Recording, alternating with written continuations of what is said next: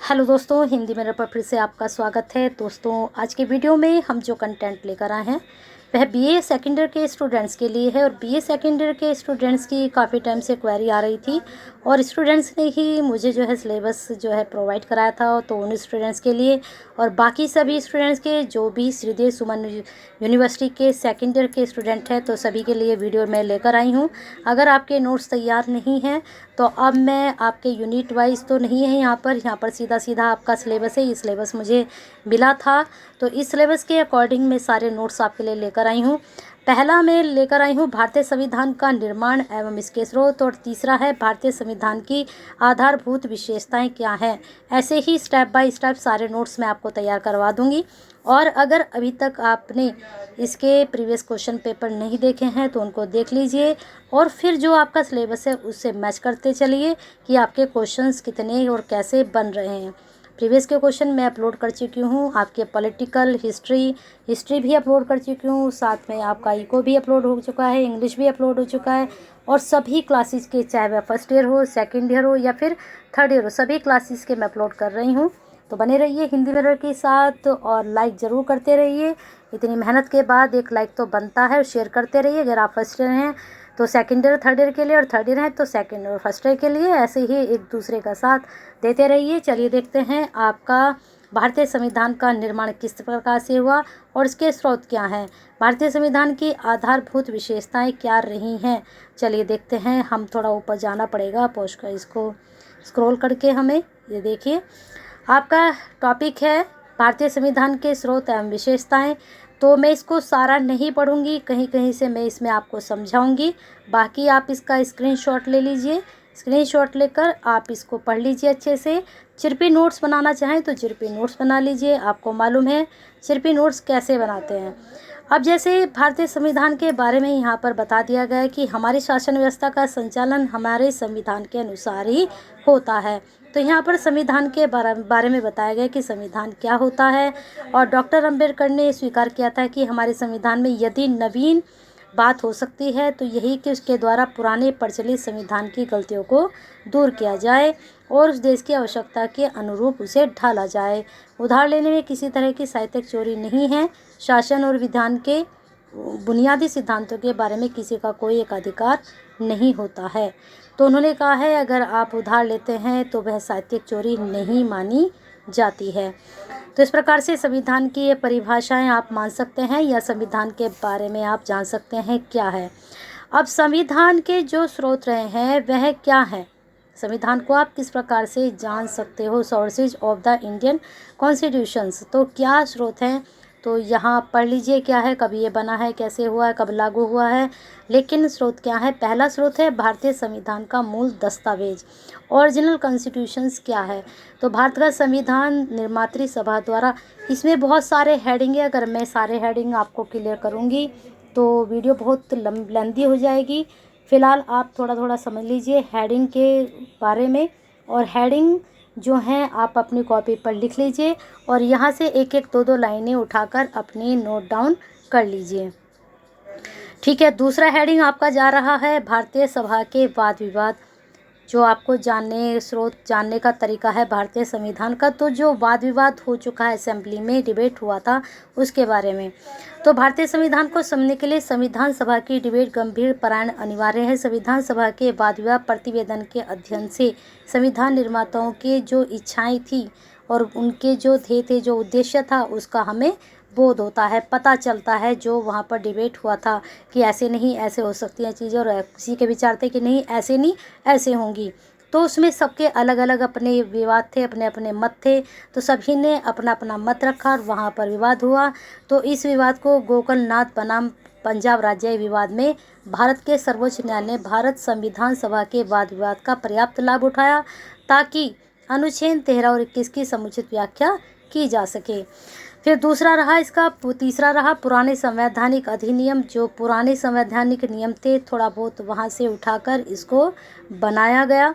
फिर नेक्स्ट है आपका संविधियाँ, अध्यादेश, नियम विनिमय, आदेश आदि सभी जो हैं इसके स्रोत रहे हैं। किसके, हमारे संविधान के। नेक्स्ट हेडिंग है संवैधानिक संशोधन। अब जो आपका संवैधानिक जो है फर्स्ट यूनिट जो है आपकी, भी मैंने बताया था, मैं सेकंड और थर्ड, तो यहाँ से आप उसको पढ़ सकते हैं संवैधानिक को। ठीक है, फिर नेक्स्ट है विश्व के अन्य संविधानों का प्रभाव। तो जो हमारे स्रोत है ये जानने का भी है कि जो अन्य संविधान है उनका प्रभाव जो है भारतीय संविधान पे किस प्रकार पड़ा, तो ये भी स्रोत जानने का तरीका है। चलिए आगे चलते हैं। फिर आगे है न्यायिक निर्णय। क्या है न्यायिक निर्णय? भारतीय संविधान का प्रमुख स्रोत वे न्यायिक निर्णय है जो न्यायाधीशों के समय समय पर दिए गए हैं या उनके द्वारा दिए जाते हैं। तो न्यायाधीश संवैधानिक कानून की व्याख्या करते हैं। जो न्याय के द्वारा निर्णय हो वही न्यायिक निर्णय है, जुडिशियल डिसीजन। फिर है प्रथाएं एवं अभिसमय। जो प्रथाएं चली आई, तो जिसमें देख सकते हैं प्रथम में क्या है, संविधान के अनुसार कार्यपालिका शक्तियां राष्ट्रपति में निहित है, परंतु परंपरा यह है कि वह मंत्रिमंडल के परमानुसार ही कार्य करती है। तो ये परंपरा के अनुसार ये सब चीज़ें इसमें चलती हैं। जैसे अब चौथे में देख लीजिए, राज्य में राज्यपालों की नियुक्ति के संबंध में यह परंपरा विकसित हुई कि संबंधित राज्य के मुख्यमंत्री से परामर्श लिया जाए। अब आगे आते हैं संवैधानिक टीकाएं। संविधान के विशेषज्ञों के विचार क्या रहे हैं, तो यहाँ पर जो संवैधानिक टीकाएं लिखी गई वो सारी यहाँ पर दी गई हैं, और जो विशेषज्ञ थे उन्होंने संविधान को लेकर अपने क्या विचार रखे। अब जैसे यहाँ पर डॉक्टर अंबेडकर के बारे का हम पढ़ सकते हैं कि अब यह संविधान पूर्णतः व्यवहारजनक है। यदि नवीन संविधान के अंतर्गत कुछ त्रुटियां हों तो उनका कारण यह नहीं होगा कि हमारा संविधान खराब है, वरन हमें ये कहना पड़ेगा कि मानव स्वभाव दुष्ट है। तो उन्होंने इस तरह का विचार दिया। आगे भी विचार हैं, इनको आप देख सकते हैं। अब आते हैं नेक्स्ट टॉपिक पर, भारतीय संविधान की क्या विशेषताएँ हैं। ठीक है, तो यहाँ पर इंडियन कॉन्स्टिट्यूशन की क्या विशेषताएं हैं ये हमें देखनी है। तो इसमें पहली विशेषता जो निकल कर आती है, लोकप्रिय प्रभुसत्ता पर आधारित हमारा संविधान है। जैसे कि कहा गया है, भारतीय की प्रस्तावना भी है आपके टॉपिक। प्रस्तावना में क्या कहा गया है कि हम भारत के लोग दृढ़ संकल्प होकर अपने संविधान सभा में आज दिनांक 26 नवंबर 1949 को यथार्थ द्वारा इस संविधान को अंगीकृत अधिनियम और आत्मप्रतीक करते हैं, यानी कि आत्मा से इसको मानते हैं। नेक्स्ट देख लीजिए, नेक्स्ट है इसमें आपका निर्मित, लिखित और सर्वाधिक व्यापक संविधान। इसका मतलब ये हुआ कि जो लिखित संविधान है, जो लिखा हुआ है उसको हम लिखित बोलते हैं, और जो मौखिक है वो मौखिक संविधान होता है। अब यहाँ पर जो आइवर जेनिक्स हैं उन्होंने कहा है भारतीय संविधान विश्व का सर्वाधिक व्यापक संविधान है। व्यापक का मतलब काफ़ी बड़ा संविधान जो भारतीय संविधान है बहुत व्यापक रूप में है। अब इसमें कहा गया है कि संविधान इतना व्यापक क्यों है, क्या रीज़न रहा है। तो उन्होंने कहा है कि स्वरूप की दृष्टि से संविधान विश्व का सबसे बड़ा संविधान है। भारतीय संविधान के इतना बड़ा प्रलेख होने के अनेक कारण हैं। तो इसको अगर आप पढ़ना चाहें तो पढ़ सकते हैं, नहीं तो इसको आप छोड़ दीजिए। आप सिर्फ इसमें विशेषताएं, कितनी हेडिंग हो गई विशेषताएं के, 2 हेडिंग हो चुके हैं। तीसरा हेडिंग यहाँ से आप ले सकते हैं। तो ये वाला टॉपिक जो दे रखा है कारण, ये आप छोड़ सकते हैं। ठीक है, अब आगे चलते हैं। तीसरा हेडिंग आपका बन रहा है इसमें संपूर्ण प्रभुत्व संपन्न लोकतांत्रिक गणराज्य। फिर है संपूर्ण प्रभुत्व संपन्न लोकतंत्रात्मक राज्य, भारत एक गणराज्य है। ये सब चीज़ आप पढ़ोगे तो उसमें आप ये हेडिंग डाल सकते हो विशेषताओं में। नेक्स्ट है फिर समाजवादी राज्य है। संविधान सभा में इस बात पर पर्याप्त वाद विवाद भी हुआ था कि भारत के द्वारा समाजवाद को राज्य दर्शन के रूप में स्वीकार किया जाए अथवा नहीं। अंत में यही सोचा गया कि किसी एक विशेष दर्शन को स्वीकार करने से जो नवीन विवाद है वो जन्म लेंगे, लेकिन इस बात पर सभी भारतीय सहमत रहे कि भारत के लिए समाजवाद का मार्ग ही उपयुक्त हो सकता है। इस सामान्य भावना को स्वीकार करते हुए 42वें संवैधानिक संशोधन द्वारा भारत में भारत की समाजवादी राज्य घोषित किया गया। तो ये 3 शब्द हैं जो समाजवादी, पंथ निरपेक्ष राज्य, ये 3 शब्द आपके बाद में जोड़े गए थे 42वें संशोधन द्वारा। तो इस चीज़ को भी आप पढ़ लीजिए। ठीक है, अब आते हैं नेक्स्ट हेडिंग पर, संसदीय प्रभुत्ता तथा न्यायिक सर्वोच्चता में समन्वय। न्यायिक आपको पता चल गया होगा क्या होता है, तो संसदीय प्रभुत्ता है और न्यायिक सर्वोच्चता में समन्वय है, दोनों में आपस में। चलिए आगे देखते हैं, मौलिक अधिकार और मूल कर्तव्य। तो ये भी विशेषता है हमारे संविधान की। तो इस प्रकार से ये इतने हेडिंग में आपके लिए लेकर आई थी। अब देखिए संवैधानिक विकास, ये आपको मैंने इसलिए नहीं पढ़ाया क्योंकि इन टॉपिक्स में ये वाला टॉपिक ऑलरेडी आ चुका है। तो ये 3 टॉपिक आपके आज क्लियर हो चुके हैं। नेक्स्ट टॉपिक आपका संविधान की प्रस्तावना।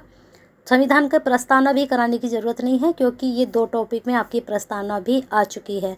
अब वहाँ पर मौलिक अधिकार एवं कर्तव्य भी आए हैं, लेकिन यहाँ पर थोड़ा पार्ट आया है मौलिक अधिकार एवं कर्तव्य का। मैं इसको पूरी तरह से आपको क्लियर करूँगी।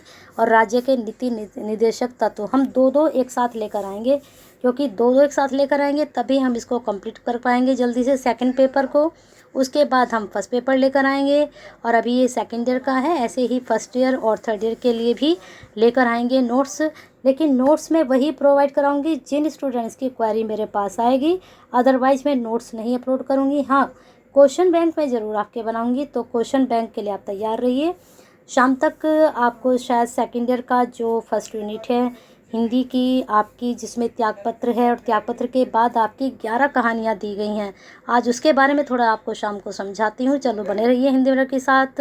लाइक कीजिए, शेयर कीजिए, और साथ में आपको क्या करना है, कमेंट बॉक्स में अपनी क्वेरी सेंड करते रहिए।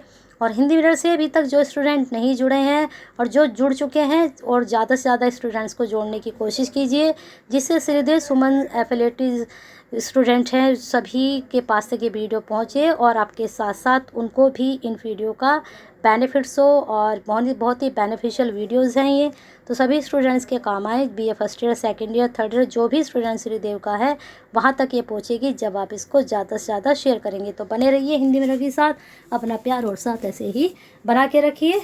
नेक्स्ट वीडियो तक